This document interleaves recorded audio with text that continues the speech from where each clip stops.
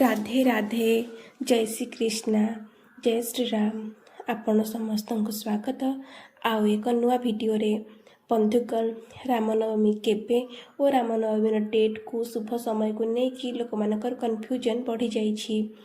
रामनवमी 26 मार्च कि 27 मार्च को आज वीडियो रे आमे जानिबा रामनवमी डेट शुभ मुहूर्त और लास्ट पर्यंत वीडियोटी को देखंतु। रामनवमी आपण समस्त को हार्दिक हार्दिक शुभेच्छा। आपण कमेंट निश्चय लिखंतु जय श्री राम। प्रतिवर्ष रामनवमी चैत्र मासरे पालन करा जाय थाए। चैत्र मासर नवरात्रि रे नवमी तिथि को ही रामनवमी बोली कहा जाए।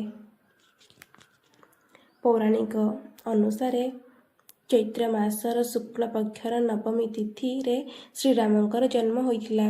एही दिन रामलीलांकर जन्म दिवस रूप में मना जाए।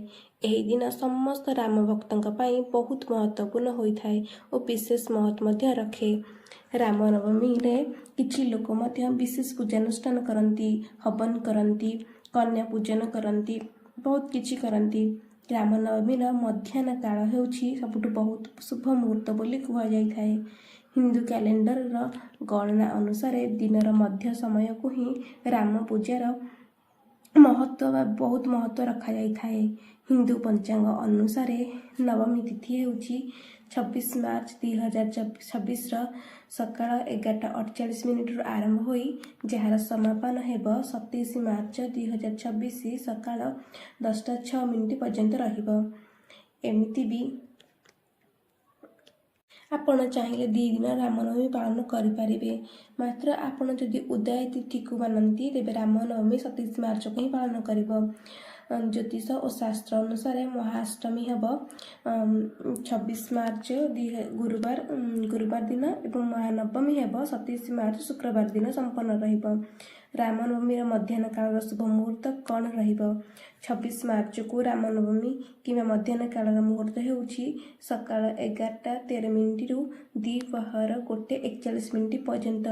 एथिपाई कि रामनवमी मध्याह्न समय मध्याह्न क्षण रहिबो द्विपहर 12:27 रे।